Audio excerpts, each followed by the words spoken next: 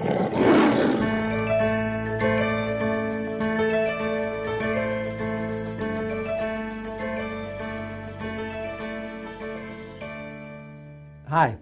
I'm Arnie Gunderson with Fairewinds Energy Education. Today I'd like to talk to you about all of the nuclear power plant protection systems that supposedly exist to keep radiation from escaping during a nuclear plant emergency. Recent scientific studies from Japan show that 75% of the radiation created by the Fukushima meltdowns was released more than 5 days after the catastrophe, while only 25% of the radiation was released during the first 4 days. This data, which is posted on the fairewinds.org website, shows that the total gaseous releases and liquid releases from Fukushima Daiichi meltdown exceeded the radiation released during and after the Chernobyl meltdown, while Fukushima Daiichi's radiation continues to bleed into the Pacific Ocean. How then can so much radiation possibly penetrate all the radiation barriers engineers designed for nuclear power's safe operation? When I received my bachelor's and my master's degree in nuclear engineering, nuclear engineers were taught that there are at least 6 barriers to protect us from the massive radiation releases during and following a nuclear emergency. Let's look at these radiation release barriers. The first barrier designed by the nuclear industry is supposed to be the fuel pellet itself. It's ceramic, and it's designed to hold the radiation inside. The second radiation barrier is supposed to be the zirconium alloy fuel cladding. Its trademark is called Zircaloy.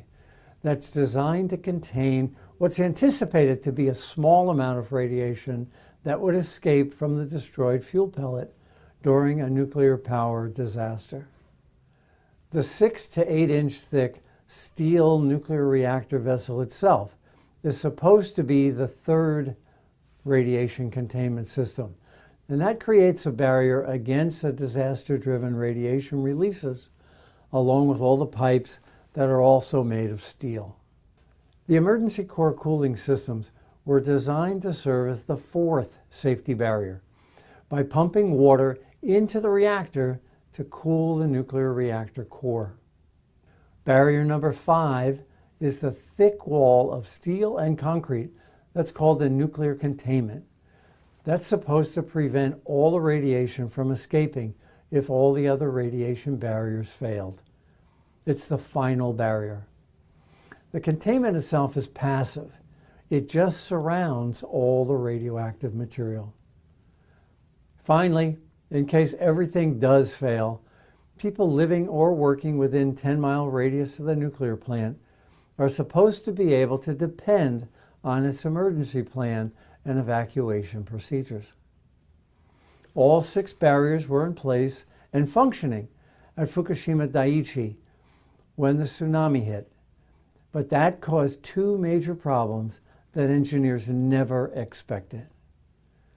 First, when the tsunami destroyed the emergency core cooling system backup diesel generators, the cooling pumps had no electricity to operate and to cool the nuclear fuel. Second, the tsunami destroyed the pumps along the ocean that were designed to push cool ocean water to cool the nuclear fuel. So instead of these 6 barriers functioning like the engineers had planned, they fell like dominoes, each failure causing another one as the links in the chain were broken. Here's what really happened. The tsunami destroyed the 4th barrier of the emergency core cooling system. That caused the fuel to overheat, and it destroyed the 1st barrier. The high temperature of the uncooled fuel caused the 2nd barrier of the zirconium cladding to overheat and to catch fire. When the fuel cladding caught fire, the fuel melted through the nuclear reactor, destroying the 3rd barrier too. Now, only the containment barrier, our 5th and final domino, remains. It should have held, right? Unfortunately, no. I first spoke to the NRC's Advisory Committee on Reactor Safeguards in 2010, a year before Fukushima, to share my evidence-based calculations showing that containments would likely leak significant amounts of radioactivity during a nuclear power failure. The response from the ACRS was that the nuclear industry and the NRC simply assume that containments will never leak during nuclear emergencies. Inside Fukushima Daiichi's containment, the pressure increased to more than 100 pounds per square inch, causing a detonation shock wave and a containment failure. Unfortunately, those 3 explosions at Fukushima Daiichi prove that containment systems really do fail, and thousands of people were injured by exposure to significant amounts of radiation. How do we know the containments failed? First, you can see the violent explosion and the detonation shock wave on TV and on video. The second picture, though, shows that there are 2 distinct steam plumes exiting Unit 3.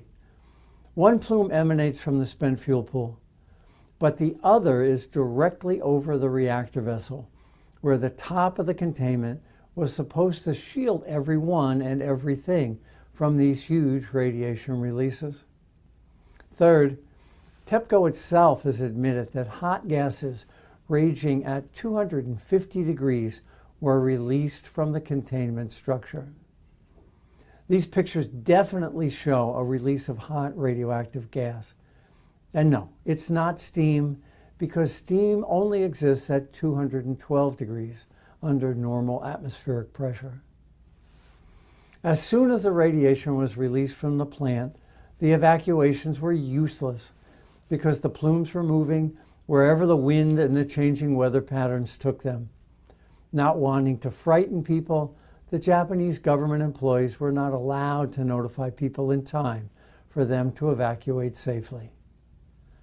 All 6 barriers at Fukushima failed. The failed core cooling system caused the fuel to overheat, caused the zirconium clad to catch fire, that in turn caused the reactor to breach.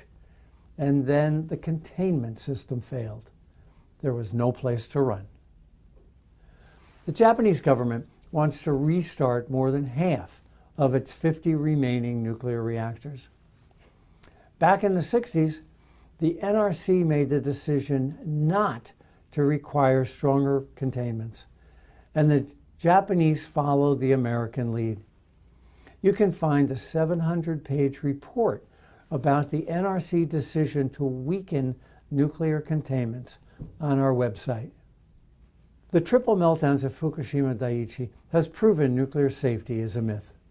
Yet the nuclear industry continues to put profits before people, with the Japanese government attempting to restart its old reactors with the same 50-year-old containment systems.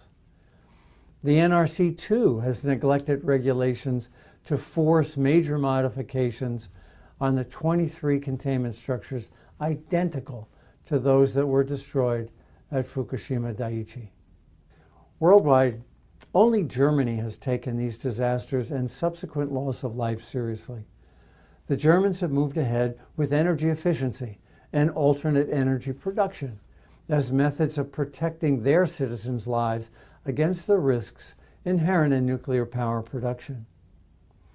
For me, the lyrics of the old Peter, Paul, and Mary song, "Where Have All the Flowers Gone?" come to mind, and I wonder when we will ever learn.